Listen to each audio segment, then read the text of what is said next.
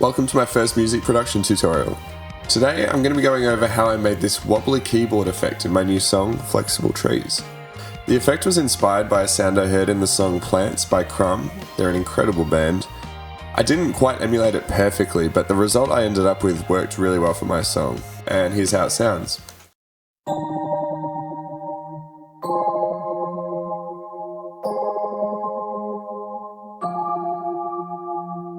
So as you can hear, it's like a very glossy kind of wet sound that sits nicely in the back of a mix and can give a certain vibe to your song.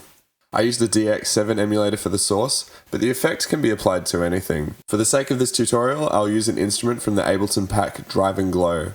This pack comes free with the Ableton suite. You'll also need the MIDI effect Envelope MIDI, which comes with Ableton Standard, and Expression Control, available in all versions of Ableton. So let's jump into it.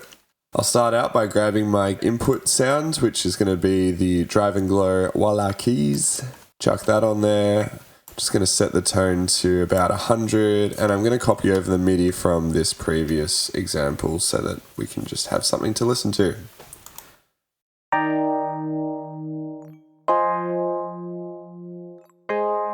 So it's a nice sound to begin with. That's always important. I'm just going to add the effect to get us started with.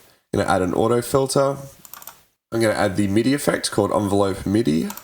And I'm also going to add the Max for Live LFO. So if you just go Control F and type LFO, it should show up if you have it. So I'm first going to group these two together. So I'll select them both and hit either Control G or right click and go group. Then I'll click on the chain list here, create a chain. And so this top one with both of the effects is going to be the wet signal and the empty one is going to be the dry signal.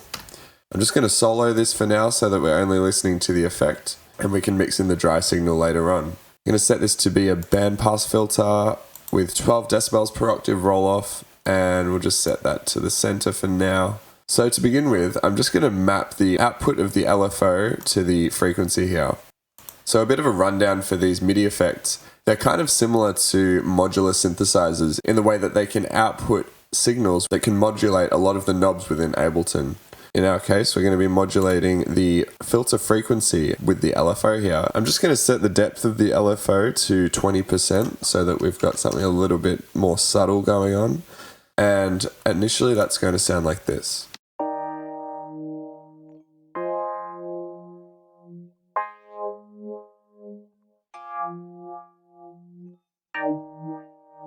So you can really tell what's going on there. You can hear what the filter is doing. So I'm going to set that back to 20%, and setting the resonance to around 30% is usually a good amount to hear what the filter is doing. You really get that wow quality to it.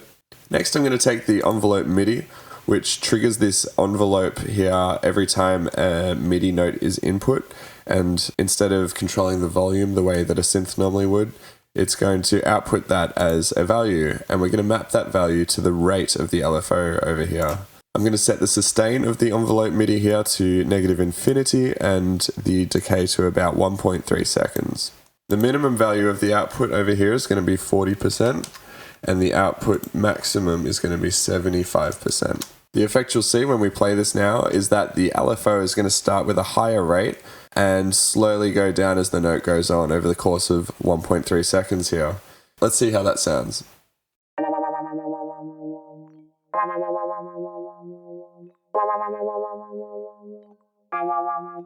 If you look at the rate knob here, which is grayed out since it's being controlled externally, it starts at around 7 or 8 Hertz and goes down to 3 Hertz. That's something I found just by messing around with these minimum and maximum values here, and you can really dial in these values to your liking just by messing with the minimum and maximum, the decay and the sustain over here. So now if we unsolo that and take this down to -infinity decibels, we can really dial in how much of the effect we want in our overall sound.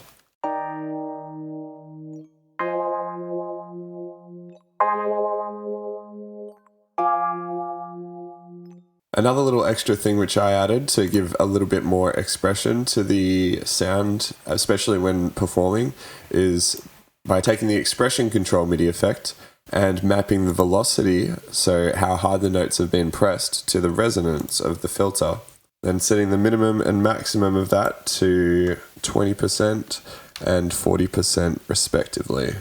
So if I go into this MIDI clip here and set the velocity range to be a random value for each of the notes, going down about 50, you'll notice that the resonance knob here goes up and down every time the note is hit.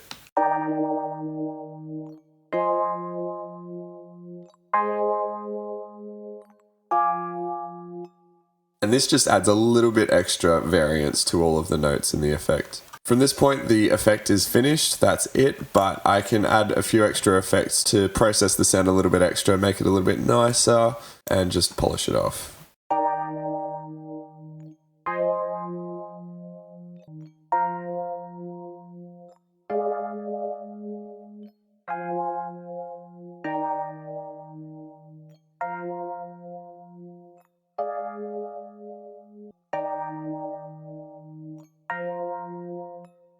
This is just a simple application of these Ableton MIDI devices. Like, you can achieve so many different effects with them, the sky's the limit. Let me know if you found an interesting application of combining MIDI effects in the comments below, and let me know if there's anything in particular you'd like to see. Thanks for watching, feel free to subscribe and give the video a like, and I'll see you shortly. Cheers.